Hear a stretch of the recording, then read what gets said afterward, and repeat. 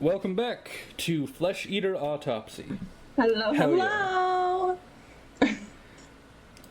We have a fun episode this week that I like to call, Uh-oh, we forgot about zombies. We forgot about zombies for most of it. A lot of interpersonal drama in this one. Which, since it's early season, it's not terrible, but it is a sign of things to come. An omen, one might say. It's setting up a lot of stuff. Yeah. So, let's just jump right into it. We start on the roof with Merle. They left Merle alive, you note. I still think they should have given him worse sunburn. Yeah, he doesn't look that sunburned, but also, like, putting all that makeup on for one scene It's just like, they could just overwhelm him with blush.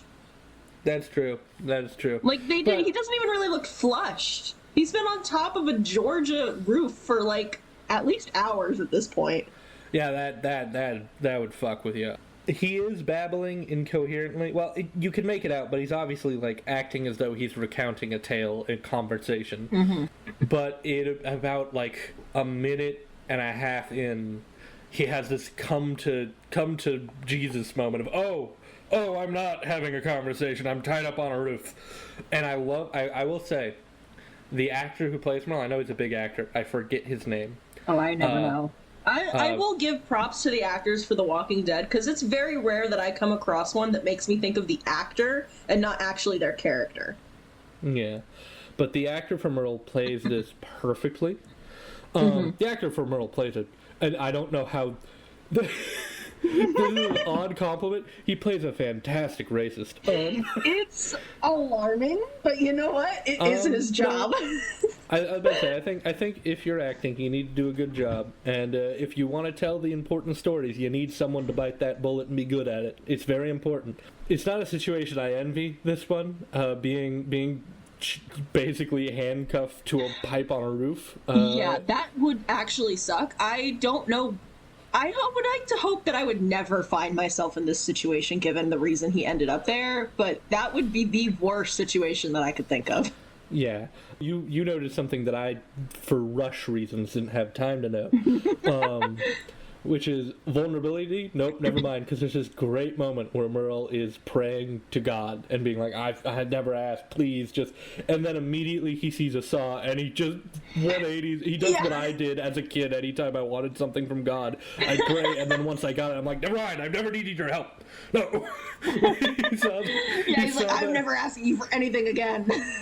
It's not that he said, I'm never asking you for anything again. The second he started to get a leg up, he said, I never asked you for anything. That didn't happen. It never happened. I've never asked you. This is like, this didn't fucking happen. Which, look, as someone who doesn't believe in God and thinks it's ridiculous, it's still the funniest thing to do. Which is like, just take back your worship of him. Like, that didn't happen. You gotta admire his commitment to the bit. We then cut to the van after he getting at the saw. The intro happens. Yeah, I never tire of that. Can you read this part real quick? Which one? I'm not paying attention to your notes. 4 minutes and 43 seconds because it's the funniest shit. Oh yeah, look, no one important got left behind. No one important. I put in insert the I think you should leave, they don't even matter sketch, which is just a guy trying to explain why they're late to a party and is making up a story. And he makes up the fact that several bystanders died in his story of why they're late. And when people ask, like, whoa, are they okay? It's like, the police said they don't even matter. Don't worry about it. That's not like they were even real. Oh my god. You noted, let's jump back a second. Sorry, that was professional me. Zombies are getting into the door, and that's why he's rushing. Oh, yeah. The framing of the shot with the zombies pushing the door open is very good. Also, 2 very solid zombies. I will insult this show a lot in the future. One thing it never got... Well, it got a bit meh at the end, but one thing it never got wrong is the zombie looks. I love the looks of the zombies. They're very good. They spent a lot of time thinking about that, too, from what I understand. Yeah. We cut back, they're like, look, we just left that fuckhead behind. This is a win. Yeah, who cares? And then Glenn driving past him, and it's like, at least someone's having fun. I'm like, he deserves it. He deserves it. I'm so happy for Glenn right now. After that solemn moment, we cut to basically Shane talking to Carl and Lori. What's her name? Lori. Yeah, Lori, Laurel. Like, her name is, the way everyone says it a bit differently in the show fucks Lori. with me. He's talking to them, and then, like, Carl's fidgeting with his haircut, and then Shane's like, wait until you shave. And I would note it down, shaving's never as much as, it does not sting as much as BDO wants you to think it does. It's fine. I think everyone's shaving wrong. It really doesn't sting that much. I can't say I've ever shaved my face, so... It's fair, but I want to note, while it's not a painless endeavor, it's, honestly, a bad pulley haircut's worse. Yeah, and then that was right after that, Shane offers to teach Carl how to catch frogs. And I just made a note, I was like, Shane teaching something? I'll believe it when I see it. And I think you made a note, too. I noted, Shane, this is nice and all, but can you teach everyone here the basics of foraging before you do anything else? Please? Like, again, I cannot stress, like, it's a funny bit, haha. But thinking about this real, if I were in a group and there's one guy who knew how to tell all poisonous mushrooms apart, the first thing I'm doing is learning from him. What is he all doing? It's wild. Like, I don't know why nobody's learned anything from Shane. And after he offers to, I'm going to teach you to catch frogs, Carl looks to his mom, and his mom just says, I'm a girl, you talk to him. I know, we both noted that. Not beating the dog shit writing allegations, are we? Yeah, I said, I know it's meant to be a joke, but I'm like, is it? It's supposed to be, like, funny and lighthearted, but the tone of how they treat the rest of the women, it's not really a joke. Oh, we both noted, yes, bring the loud noise to home base. Turn off the car alarm, please, my God. Yeah. Glenn, so he gets there. He gets out of the car. Everyone's rightfully yelling at him. Shane's the first one to just take the battery out so it'll stop, the alarm. And Glenn's annoyed at them asking him, did everyone make it out? It's like, yeah. I'm like, Glenn, I love you. But you have no right to be annoyed at questions like that, given the circumstances you radioed them in. I know. Gosh, like, Glenn is stressing everyone out. Glenn, that's equivalent of, like, if I was in a zombie apocalypse and I left the message to home camp, we're surrounded, the building's taken over, there's so many casualties, and then I come back in a fucking loud sports car and go, everyone lived. Don't worry. Why are you all being bitches about this? Yeah. But then we get to, I would say, the most satisfying moment. To my knowledge, hey, look, I'm going to say this. The most satisfying moment in this entire show. You're probably right. That's probably like a bold statement, seeing as the show has 11 fucking seasons. But I realized I had a timestamp wrong. Oh well. Oh. If you look like between my 37:25 and 36:48. Yeah, no, you can't. Oh well. Oh well. But yeah, the reunion. I think that's what you're talking about. Yeah, the reunion. All of them get out. It's like, you can thank the new guy. New guy, he's a cop like you. And then, the impossible happens, and Rick is back, and they're like, oh shit. I literally cannot imagine what would be going through everybody's head, from like Shane to Carl to Lori. I don't know how they dealt with that. Well, I guess they did deal with it in a healthy way, but No, they did not. But I was just thinking about the people who don't know them. Oh yeah. I gotta think, like, you've been in that camp, you know about the weird dynamics and whatnot, and then suddenly, like, the kid who doesn't have a dad yells out dad, and you're like, what are the fucking odds, huh? What are the odds? I like the little detail right before Carl sees his dad, when like everybody's reuniting and they're like, oh my god, and Morales is meeting his kids and Carl's like crying because his dad's dead, at least he thinks it.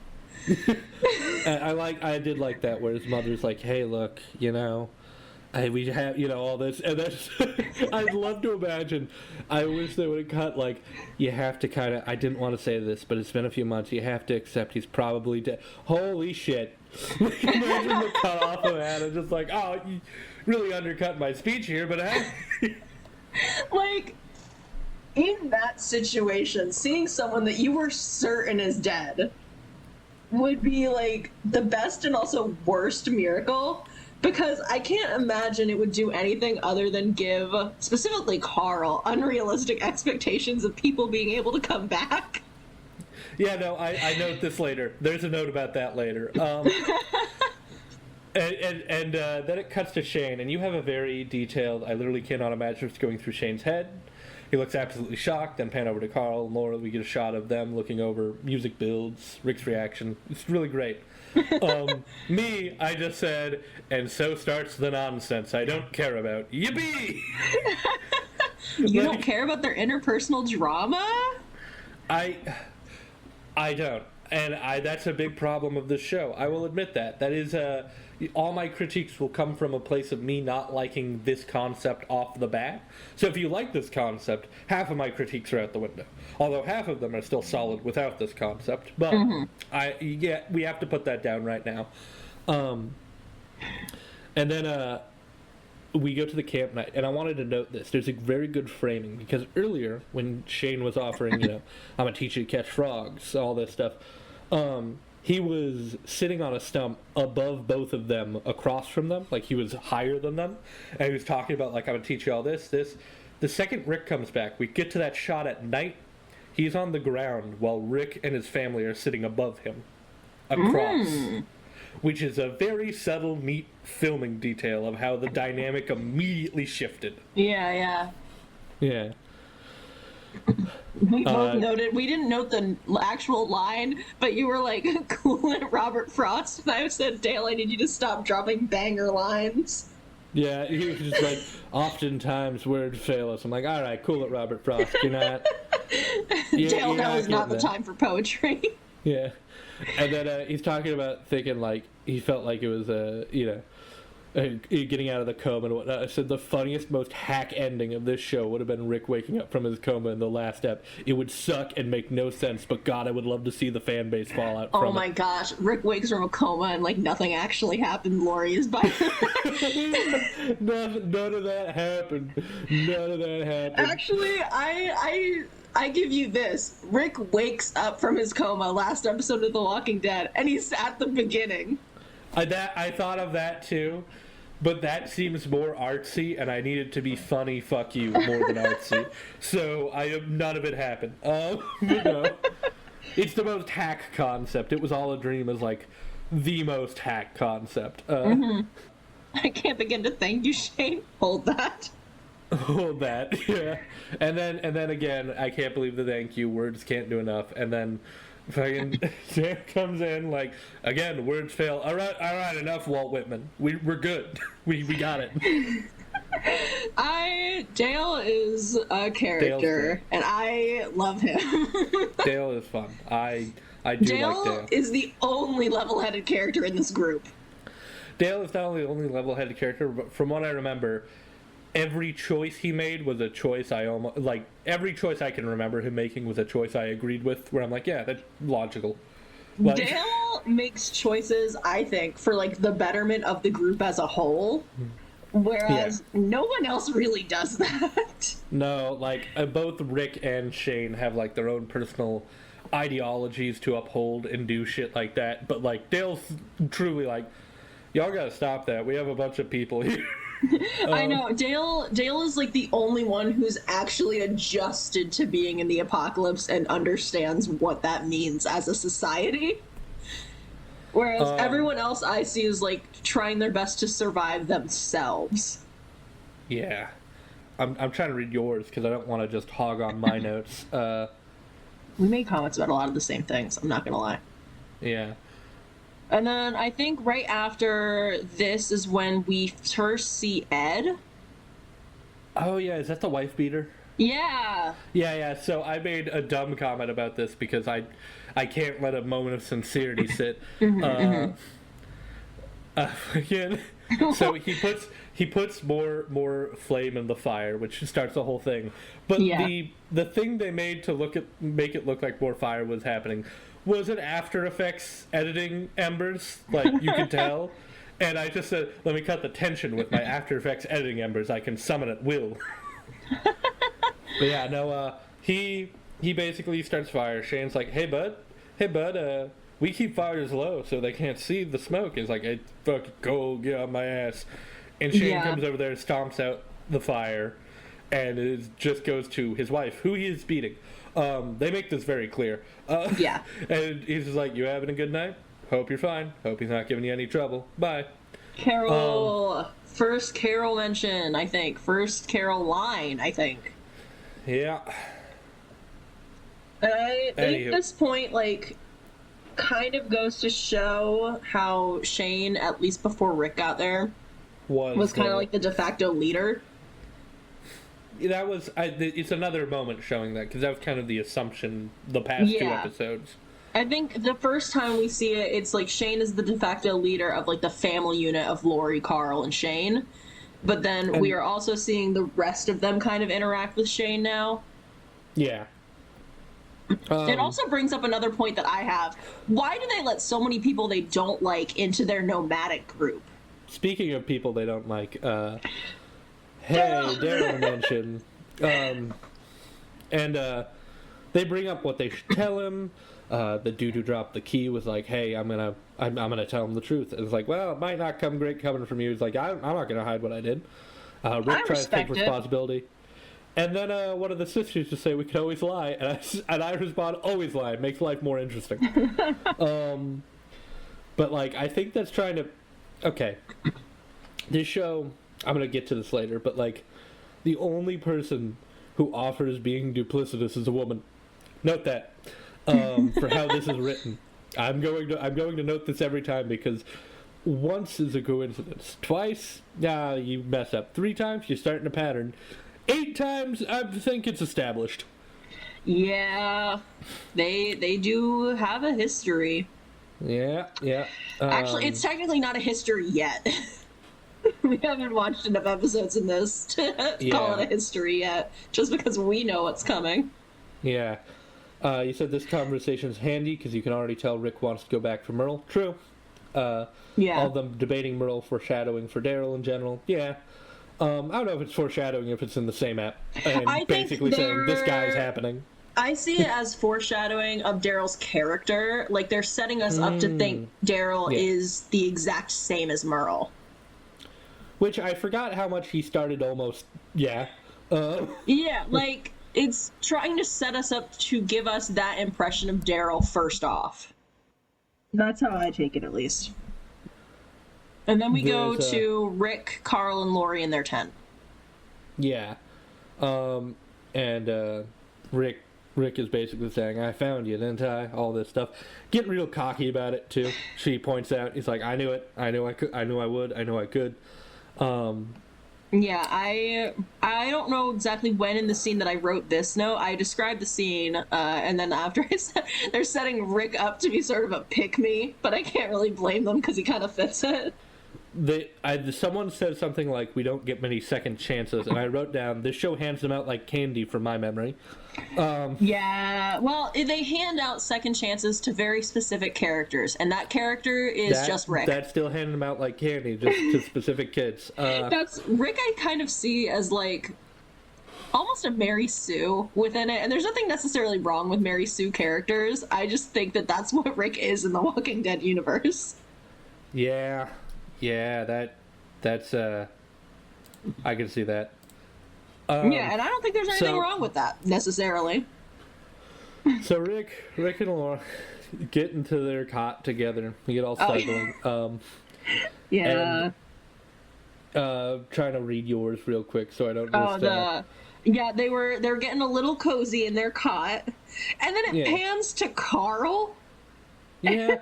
And I was like, I'm begging you not to do that, actually, especially after you pan to Carl. Yeah, it says you are in the same... I said, you are in the same tent as your son. At least get separate tents. And then right before they turn off the light, she literally says, "Oh, he won't wake up." And I respond, "You don't know that. You can't just say that. You can say anything, you know? Like, you yeah, and we used to noted, like, more good framing, the storm is a brewing. I was like, the only sounds in this scene being the thunder is nice because it's signaling, like, the turmoil in their relationship centering around Lori and Shane's. It's technically still secret, but not secret affair that I also don't consider an affair. The funniest thing is, obviously this is the tragedy of the writing. This isn't me trying to get them with a gotcha. This is how it's written. But it's very funny to me that if any of them would have just told him, he probably would not have given a shit. He wouldn't have, because he's also kind of rational. Out of all of them, he's probably the most rational, except for maybe Carl. But the problem is Shane would never say, because he still wants to have something. Oh, yeah. Laura would never say because she feels guilty and doesn't want that on her. Yeah, and we kind of find out later why she feels guilty in particular. Yeah. Later in this episode, not later in the season. I guess also kind of later in the season. But more specifically this episode. Yeah. Yeah, and then I don't know why I brought up this point. I think this is the next day. Rick and Carol have interacted, and we're seeing... This is mostly because I know the future, so you probably also know this as well. I enjoy watching Rick and Carol's relationships change because both of them grow, but they represent like a dichotomy of character growth. Like they grow in opposite ways, if that makes sense. I will say, Carol. This is an early peek into the critiques you're gonna get. Calling Carol's development growth is a bit disingenuous. It's more of becoming whatever the writers needed her to be that week, and that stuck so long that they just kept it. Fair. She's not a character who anything happens to her that brings her to the point she is. She's a character where the writers needed a person to do the thing, and they randomly picked her out of a hat. Again, they do this with a lot of characters. She's not unique, but a lot of characters later in seasons are not there because they've survived so much and learned everything. They're there because, these actors quit and we had to kill these characters off. So this person, even though it doesn't match up with anything they've done in the past, that's them now. I suppose I can see that in some ways. It's not, I bet say, I think you may be critiquing a little bit too much of the writers. Like, not necessarily... I mean, your critiques are focusing on the writers instead of the character itself. So also consider judging the character without thinking about the writers. The problem is, it's a failing on the writer's part if I'm always thinking about them. But also, the thing that bugs me is, like, there are a lot of characters in The Walking Dead who are forged by their experiences. I would not call Carol one of them. Interesting. I think that's a fairly unpopular opinion within the Walking Dead fandom. I'll have it. The Walking Dead fandom. I'm gonna be I'm shaking in me boots. We get to that Carol interaction, and then we get Glenn moping and sad because his car he has is getting stripped for parts, which is good. Stop being a little baby about it. I don't mean to be mean to Glenn, I get but right being now sad, you're really but like they need the parts. Also, there's plenty of cars to steal, to be fair. Like, there's so many cars to steal. You'll get to steal cars again. It's never, like, to think that that's the only nice car you're ever going to get to steal in Apocalypse is wild. Yeah. I thought I made a note, but no, it's not yet. Never mind. This is later on. A later scene. Never mind. It's not now. I believe at this point, Rick goes to Laura and starts saying, like, hey, basically doing this fun thing where he asks, like, are we leaving him there? And it's not really an ask, it's a tell of, like, I'm going. Yeah, he's making his intentions very clear that he wants to go back for Merle, and he wants her to be okay with that. He wants her to be okay with that, but man, I don't think you know your wife very well. Yeah. But this is cut off by screaming children. And we get the Resident Evil zombie shot of, behind zombie scene, and there's a zombie in the campground eating on a deer. And I know peep the I think they're bolts, actually. I wrote arrows or bolts, but I couldn't remember. Yeah. But peep the bolts in the deer. The zombie's eating a deer, turns around, and I love the look of the zombie. It's like ragged yet sturdy. Yeah. It's very solid. They all go in on him, and this is not a real critique. This is a CinemaSins critique, but the guy with the pitchfork fake jabbing at the air really takes me out of it, because he's not really trying to hit the guy. He's just like, yeah. It's like the Power Rangers thing of, I'm gonna wait back here. You got him. You got this. Get him. Get him. Yeah. But yeah, no. They cut to, while this is happening, they cut to the sisters being like, oh, and I'm like, yes. Here's the thing. This, again, if it were any other characters, it'd be like, yeah, no, this is kind of, we've become animals or whatnot. But the fact that it is, again, the only two women in the scene being like, violence, no. Why must we do violence? It's like, this is not great, guys. You really just, like, all they know how to do is laundry. They don't know how to forage. They don't like any survival techniques. They don't know how to fire guns. It's like, this is not good.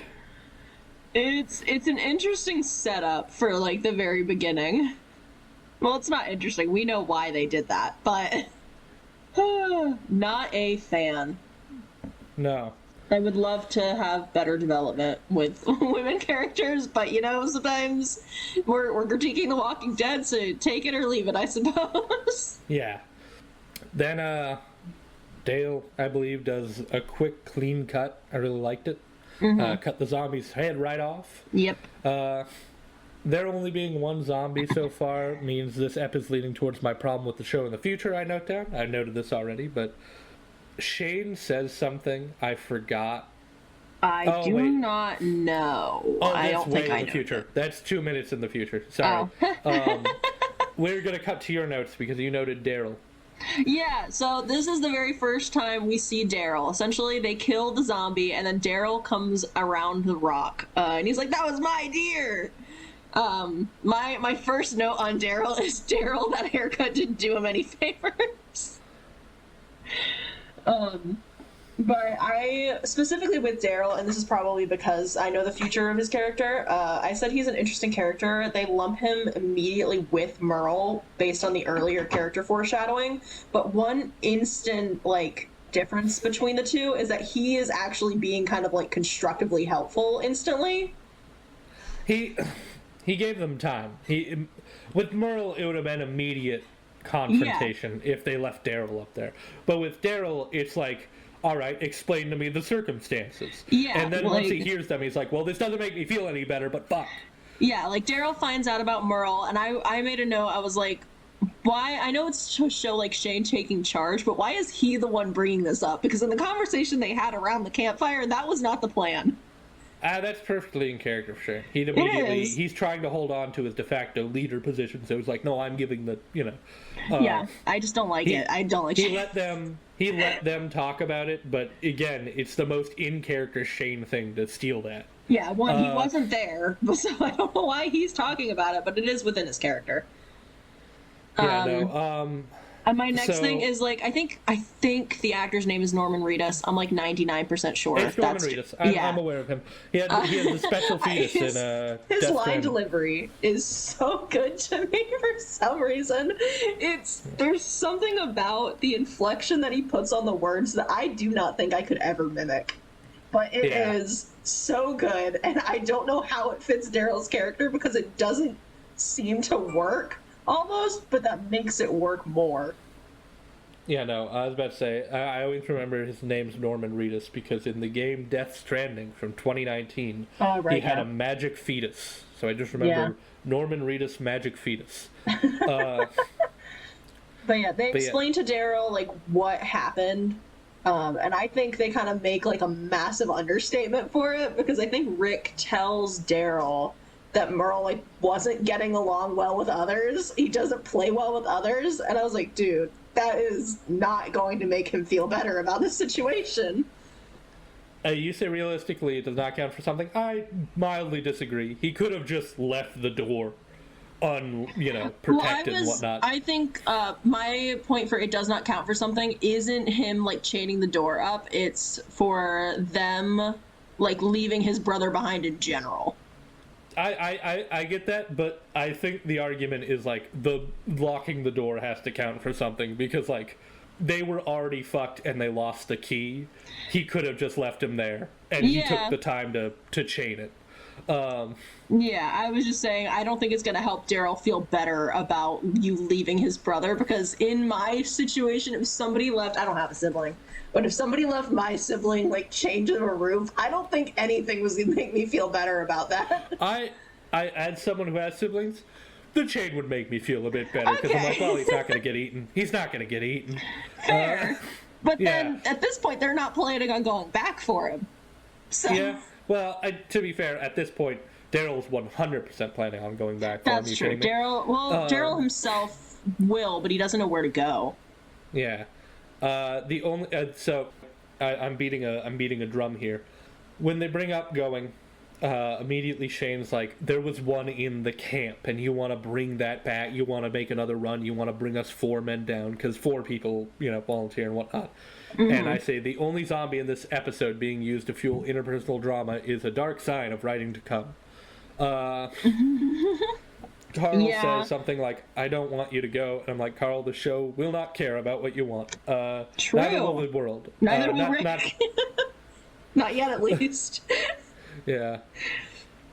Rick is still stuck within his, like, good person mindset, because he was willing to risk his life because he believes his actions are what matter and not the actions of someone else. Yeah. So, Rick, knowing that Shane's not going to go for this, immediately plays a card we mostly forgot about, which is, I had a bunch of guns. And that immediately stops Shane in his tracks. Like, guns? What type of guns? How many? 700 rounds, 6 shotguns, some odd. Cleared out the storage and was like, oh. And then, when talking to his wife, he's like, I made a promise to a man and his son who helped me. Walkie-talkie mention! To get the walkie-talkie and all this. And to that, I was turned on the radio every day at dawn. Yeah. It gives us three good reasons. 1, to warn them about Atlanta. 2, to get guns. And 3, to get Merle. Mm-hmm. So it's giving a solid, like, we have to go back. Yeah, which literally the same day after their massive... No, it's the next day. The next day after their massive escape, you might think they would have a little more hesitation, but you know what? If it works for the plot, I guess. Yeah. Also, going back a bit, when Shane was talking Rick down, he's like, was it for Daryl Dixon, that douchebag? And right in front of Daryl Dixon, he's like, hey, you choose your words carefully. And in one moment, I like Shane. He's like, no, I chose it carefully. I meant it. Yeah, I was like, that's fun. So that's the one I chose. He goes to get some wire cutters, and they make a whole deal about, like, well, now you need to get this part for the truck, and this and this. And I'm like, there's always some fucking side quest, huh? To get tools and part of the truck and all this. To be fair, I think that would happen in real life, too, if you're living in a zombie apocalypse. Yeah. There's always going to be something that needs done. Oh, yeah, but it's so video game, like, side quest of, like, if you're going into town, I'll give you these under the one condition. No, they want to strip the truck for parts, I thought. They want to get the truck for parts, yes, but they also wanted a tool bag. To be fair, they left Dale's tool bag there, so I get him wanting it back. They leave, and Laura's comforting Carl, and Carl is like, don't worry. He's lived this long, and I just had the quote, Dad's just too marketable to die. We're good. I wrote, I was like, Carl's argument here, nothing has killed him yet, is the same as me saying I'm immortal because I haven't died yet. Yeah, exactly. It's the fucking shadows in the cave-ass argument. They got to them in the car, they're having a conversation like, better not be dead, that sort of thing. Then we cut back, and Shane is teaching Carl how to catch frogs. And it's just cute. This is actually cute. This scene makes me disappointed just a tiny bit, because I listen to it. Every time I watch it, I feel the exact same way about it. And when they're actually catching frogs, it is cute, but also, there's, like, no music, and very little background noise, which makes it such a tense moment, but there's no payoff. No, I think it's just a moment of, like, the last hurrah of what Shane wanted. I still think they should have thrown a zombie in there. I think it would have been more impactful. I'm never going to argue against a zombie, but I get what the scene was going for. I don't think it hit all its marks. I think you're right, something should have been added, but I think it got what it wanted done. Is like, this is Shane's last hurrah with what he wanted, and now he has to deal with reality. Yeah, I think it just, the way they have it set up, it feels like it should be a tense moment instead of necessarily only being a cute moment, but then they just flush the tension down the drain. Speaking of tense moments, we go across to the ladies, and she says, I'm worried about the what was it, job distribution here? Yeah, like, the you division should, of this camp's labor. run like a shit show. Yeah, I was like, as you should, Queen. The camp is treating you dirty, in parentheses, the writers. This is where I remembered, I forgot about the wife beater plot line. We have some girl talk, and then Ed shows up, and I hate him. That's really all I have to say about it. I have fun things. This is my final hurrah this episode. This is from the writers. This is me talking to the writers. The writers are telling me this. Let's have a scene where all the people express what they miss. Wow, Walking Dead writers. That's a great idea. Only women, and it's about appliances and texting. Of course, writers. Yeah. Yeah, that's good. You almost got something there. And obviously they're doing the laundry. Yeah, because what else would they be doing? What else? I say it every time, but I skipped a lot. We're going to talk about this. Yeah, you skipped like 2 minutes. Laurie comes down and immediately has an argument with Shane, and you wrote the most about this. Yeah, so, like, I wrote the girls are fighting when talking about between Shane and Laurie is they're the girls. I forgot that's what I called it. So, Laurie and Shane are getting into a bit of a tiff, if you will. Because he lied? Yeah, that's a big one. Yeah, so, and this leads us to believe, like, obviously something that they didn't tell us when they were around the campfire talking about everything. Like, Carl, earlier at the campfire, told Rick that Laurie said he was dead, which we're supposed to be like, okay, that makes sense given the status of the hospital, that she would assume that. Yeah. But then we find out that she didn't assume that. Shane told her that. And so she has in her head that Shane told her Rick was dead because he wanted to be with her, which might not be that far from the truth, but also he might have really thought it. I was about to say, I could see it two ways, which is he said it was dead because he thought there was very little chance of survival. But I don't think it's not a bonus that he 100% wanted to get. Yeah, I think both is true in this scenario. Both could be. Both can be true, because logically, Shane has to think it's, one, while he doesn't know for sure Rick is dead, there's a negative 2% chance that he survived being in that hospital. And then it would just be easier for Laurie and Carl to confirm to them that Rick is dead. Yeah. Like, they don't have to wonder about, like, leaving him there to die, They already know he's dead. Yeah. And it was probably the only way to get Laurie to leave. Probably, Laurie and Carl. But Shane does end up sleeping with Laurie, so... Yeah. I say it every time, but God, I don't care about this no matter how much they want me to. It's just... So, after that, Laurie leaves with Carl. They're a very good shot of them walking away from Shane. Everything he wanted, leaving. And he's very angry, which is very convenient, because we have a very convenient outlet for his anger, a very good outlet for his anger. Yeah. In the wife beater, who amps things up and tries to fight all the women, because he wants to beat his wife. Yep. And Shane just fucking lays into him. It's a satisfying scene. It is, and Shane honestly should have killed him. Yeah. I would have loved it.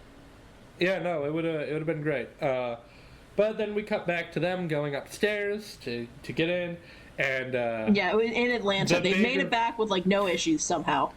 They made it back, no issues. They got up, they killed one zombie. We didn't talk about it because it was really a nothing scene. Yeah. But yeah, no. So they get up there, they get to the roof, and immediately Daryl's just like, no, fuck, no. As you see the most predictable thing, what are you going to do when you're in handcuffs? As you see Merle's severed hand, a bloody saw, and a bloody pair of dangling handcuffs. Yeah, and the blood is And still no Merle. wet. So it's like showing us that while this didn't happen too long ago, it happened long enough and Merle is gone. Yeah, also, he got off the roof parkour style, I guess? Yeah, I don't know how he did that. I think about that all the time. I'm like, what door did he go down? How did he leave? Did he squeeze through the chain? And for my next trick, whoa, voila, the Great Rufio. He scaled the side of the building? I'm disavowing the name Great Rufio. That could be very misleading. Don't call me the Great Rufio. Anyhow. Yeah. But yeah, it's a good shot to end on, and then we get that classic Walking Dead theme to play us out. Yeah. I think, obviously, this episode, I feel like they should have done more with the zombies, but I understand why they wanted to move. They wanted to introduce characters and establish them in this episode. Yeah. They wanted a big, like, you know, as you said, introduce characters. They wanted a big, like, internal conflicts, and there's nothing wrong with that. It's just, I know how they handle it in the future, so I cannot give it any clemency now. Yeah, I'm okay with the beginning seasons, mainly because the thing that I like about the earlier seasons of The Walking Dead is that the biggest threat, no matter what kind of interpersonal drama is happening, remains the zombies. Yes. That is, I did like, while I did make a jab at the only zombie that appeared in camp being used for interpersonal conflict, it was because they were a danger. And I was like, that's good. That doesn't stay that way. No, that's my, I'll admit, I don't know if I've admitted it in our earlier episodes, but that is my genuinely biggest gripe with The Walking Dead, is that at a certain point they hit, the zombies are no longer the biggest problem. Yeah. And I'm watching zombie media for zombie problems. I'm gonna talk about this. A lot of people use this phrase to talk about political stuff, and I don't mean it that way, but there's a pendulum swing whenever these things happen. So when zombies were first introduced, the pendulum was like, oh, this is a big threat. But then the pendulum went a bit too much into zombies, and in the 80s we got talking zombies, the brain zombies, and all that.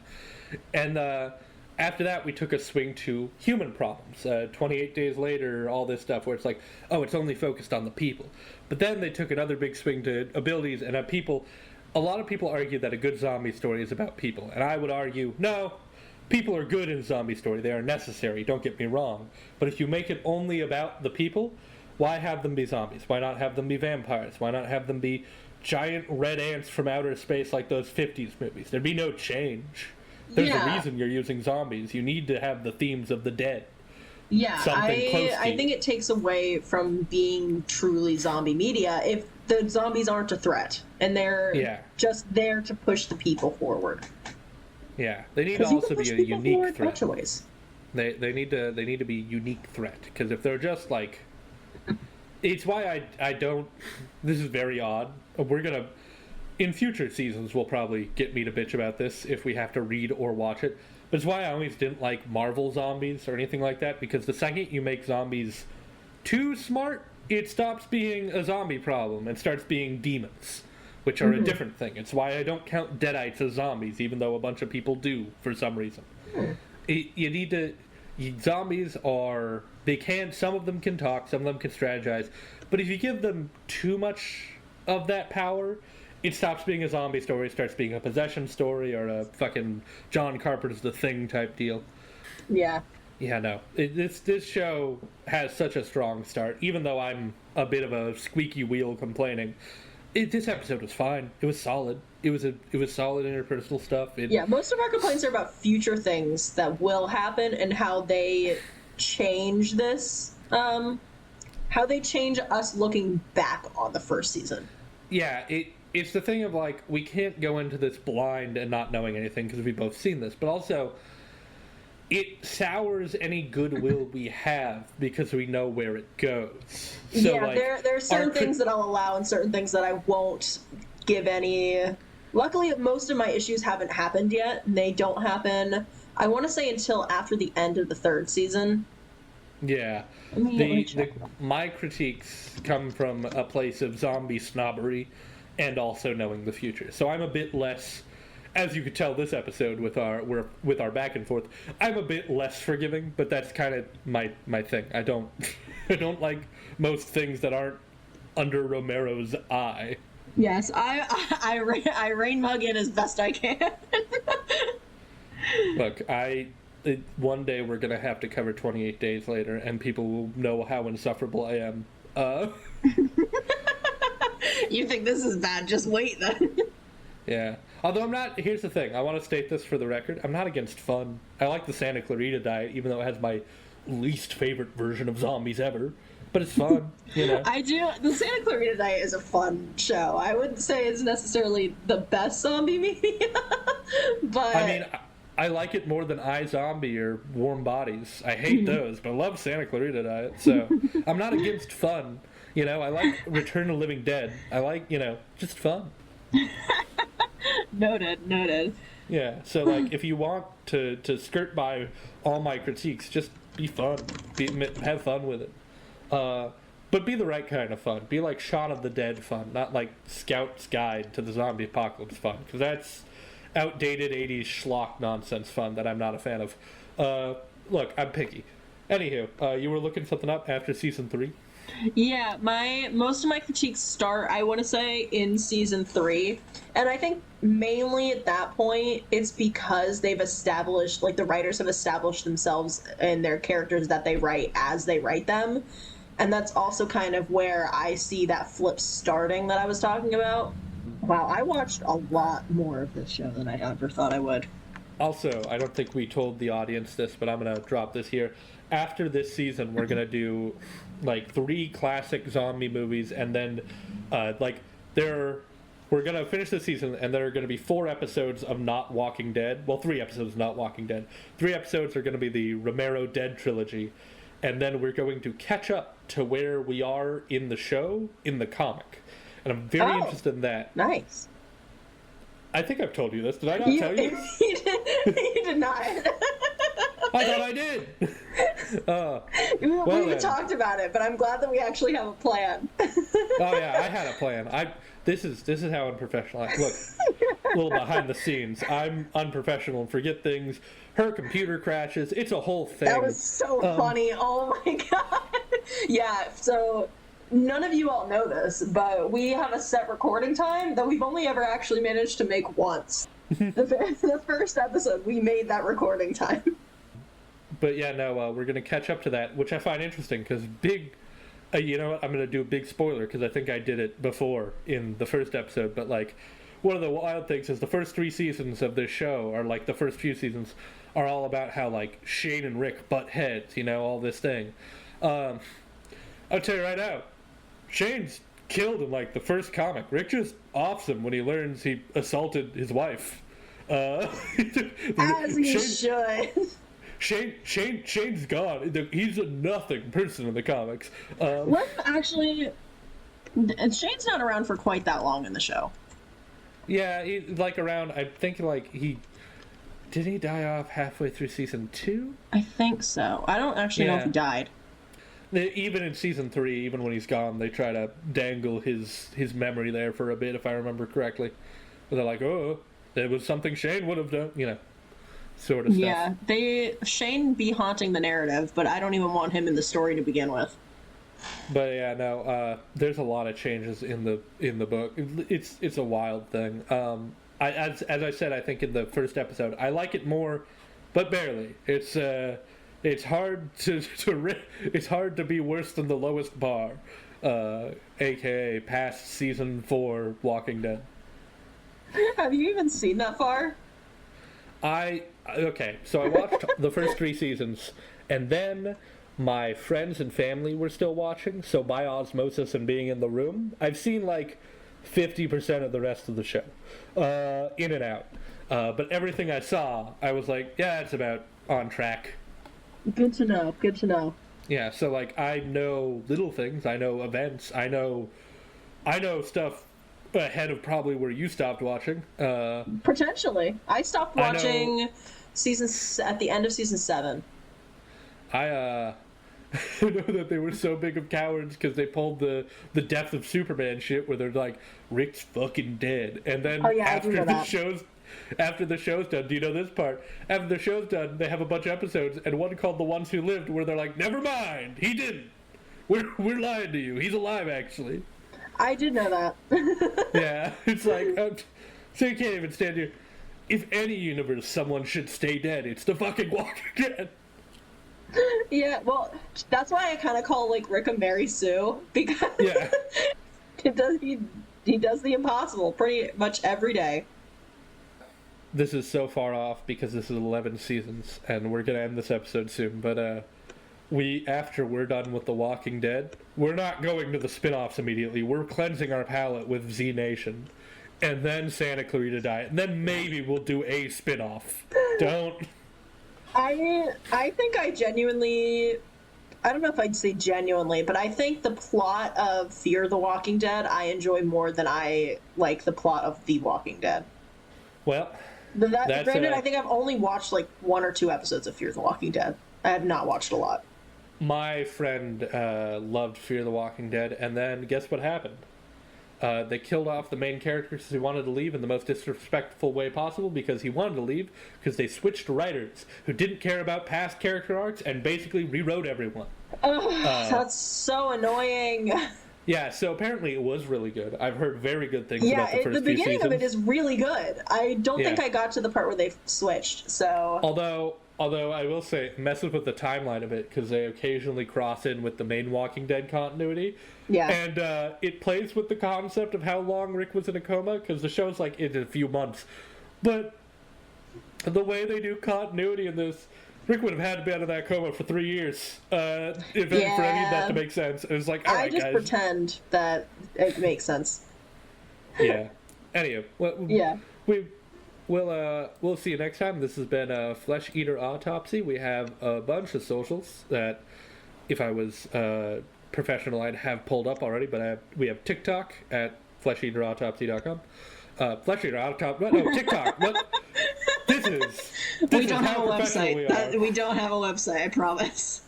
We don't have a website. I'm not smart enough to do that, and I don't need to make a Squarespace to make the most generic website you've seen 500 times. We have a Blue Sky, we have a TikTok, we have a Tumblr. That's about it. Yeah, and find us wherever you get your podcast. I guess wherever you're listening here. Yeah. Wherever you get your podcast, except for a few places that I don't think we'll lose a lot by not being there. We're in the important ones. But True. Yeah, this has been episode 3. See you next week. Bye. Bye.